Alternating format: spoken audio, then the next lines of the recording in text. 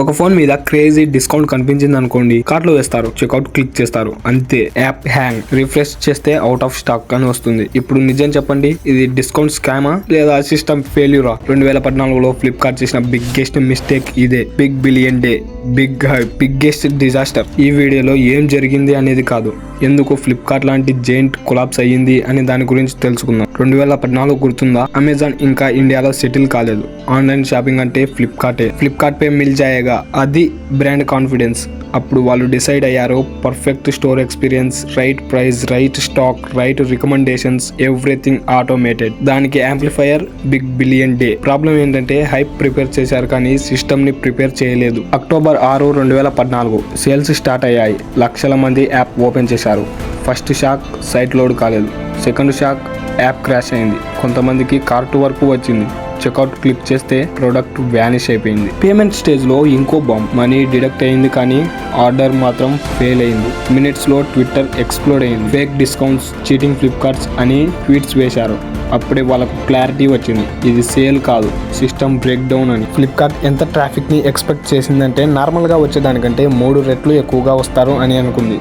కానీ రియాలిటీలో 10 రెట్లు, మేబీ మోర్. సింపుల్ ఎగ్జాంపుల్ తో చెప్పాలంటే, ఒక మాల్ 10,000 మందిని హ్యాండిల్ చేయగలదు అనుకోండి. మేనేజర్స్ 30,000 మంది వస్తారని ఎక్స్పెక్ట్ చేశారు, కానీ అక్కడ వచ్చింది 1,00,000 మందికి పైగానే. పార్కింగ్ జామ్ అయిపోతుంది, బిల్డింగ్ డెడ్ అవుతుంది, టోటల్ గా ఆ డిస్కౌంట్ పెద్ద డిజాస్టర్ అయిపోతుంది. Same thing happen to servers. Flipkart విషయంలో కూడా ఇదే జరిగింది. టెక్ లో డేంజరస్ వర్డ్ స్కేలబిలిటీ. యూజర్స్ పెరిగితే సిస్టమ్ కూడా గ్రో అవ్వాలి. ఫ్లిప్కార్ట్ సిస్టమ్ గ్రో అవ్వలేదు. Every click is equal to database request. కొన్ని లక్షల క్లిక్స్ అనేవి వచ్చాయి, కానీ డేటాబేస్ ఏం చెప్పిందంటే, boss I'm done, home, bottle neck. అసలు బిగ్గెస్ట్ మిస్టేక్ ఏంటంటే 1000 users same phone same time cart లో పెట్టారు. క్వశ్చన్ ఏంటంటే, ఆ ఫోన్ ఎవరిది? సిస్టమ్ రిజర్వ్ చేయాలి, బట్ ఇన్వెంటరీ లాజిక్ ఫెయిల్ అయింది. కార్ట్ లో ప్రొడక్ట్ ఉంది, చెక్అవుట్ లో లేదు. యూజర్ కి స్కామ్ లా అనిపించింది.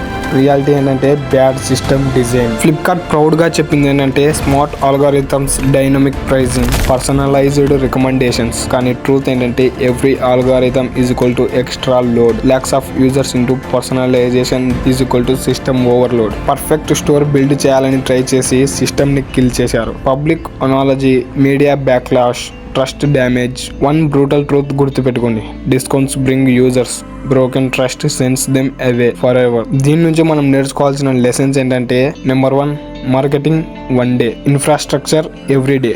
లెసన్ నెంబర్ 2 ఫ్యాన్సీ ఫ్యూచర్స్ కాదు, సింపుల్ స్కేలబుల్ సిస్టమ్స్ విన్ అవుతాయి. లెసన్ నెంబర్ 3 ట్రాఫిక్ సక్సెస్ కాదు, ట్రాఫిక్ హ్యాండిల్ చేయడం సక్సెస్. మీరు స్టార్ట్అప్ బిల్డ్ చేయాలనుకున్నా, ఒకవేళ చేస్తున్నా, యాప్ లాంచ్ చేస్తున్నా, ఒక ప్రశ్న వేసుకోండి. ఉన్న పలంగా ఈ రోజు వచ్చే యూజర్స్ కంటే 10 రెట్ల యూజర్స్ వస్తే నా సిస్టమ్ సర్వైవ్ అవుతుందా అని మిమ్మల్ని మీరు ఒక క్వశ్చన్ వేసుకోండి. ఇలాంటి రియల్ బిజినెస్ ఫెయిల్యూర్స్ కావాలంటే మన ఛానల్ని సబ్స్క్రైబ్ చేసుకోండి. నెక్స్ట్ వీడియోలో ఇంకొక బ్రూటల్ ట్రూత్ బిజినెస్ కేస్ స్టడీస్తో మీ ముందుకు వస్తాను.